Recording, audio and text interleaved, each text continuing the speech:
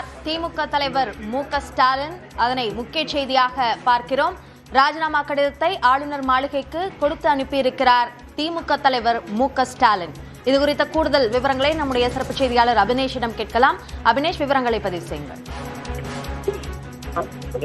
நடைபெற்று முடிந்த சட்டப்பேரவை தேர்தலில் திமுக போதிய இடங்களை பெறாதன் காரணமாக ஆட்சியை இழந்திருக்கக்கூடிய நிலையில முதலமைச்சர் பதவியை திமுக தலைவர் மு.க.ஸ்டாலின் தன்னுடைய பதவியை ராஜினாமா செய்திருக்கிறார். ராஜினாமா செய்ததற்கான அவருடைய கடிதத்தை ஆளுநர் மாளிகைக்கு திமுக தலைவர் மு.க.ஸ்டாலின் அனுப்பி வைத்திருக்கிறார். குறிப்பாக நேற்றைய தினம் தமிழ்நாட்டு சட்டப்பேரவை தொகுதிகளுக்கான வாக்கு எண்ணிக்கை நடைபெற்று முடிந்திருக்கக்கூடிய நிலையில எந்த கட்சிக்கும் அறுதி பெரும்பான்மை கிடைக்காத ஒரு சூழல் ஏற்பட்டிருக்கக்கூடிய நிலையில தமிழக வெற்றி கழகம் தனி பெரிய ஒரு கட்சியாக உருவெடுத்திருக்கிறது.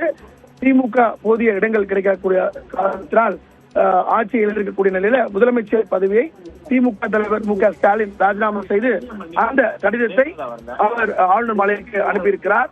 இந்த நிலையில தொடர்ந்து அடுத்த கட்ட பணியில தமிழக வெற்றி கழகம் தொடங்கும் என எதிர்பார்க்கப்படக்கூடிய நிலையில தன்னுடைய பதவியை ராஜினாமா செய்திருக்கிறார். அபிநயா, தன்னுடைய முதலமைச்சர் பதவியை ராஜினாமா செய்திருக்கிறார் திமுக தலைவர் மு.க.ஸ்டாலின். இது குறித்த விவரங்களுக்கு நன்றி அபினேஷ்.